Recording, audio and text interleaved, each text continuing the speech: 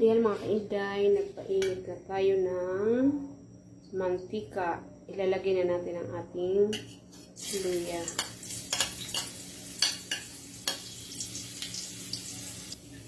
Sunod natin natin sibuyas at saka kamatis.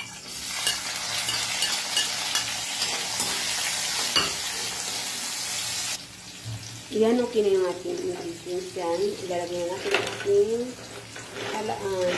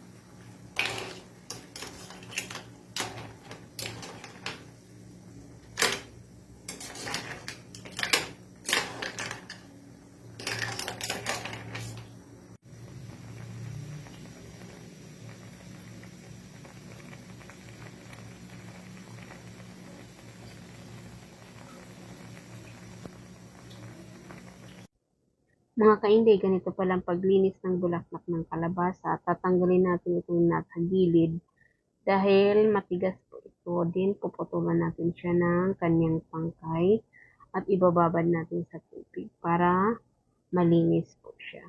Paulit-ulit lamang ganyan ang paglinis. Din, ako kasi nilagyan ko ng asin yung aking tubig para matanggal lahat ng kanyang dumi.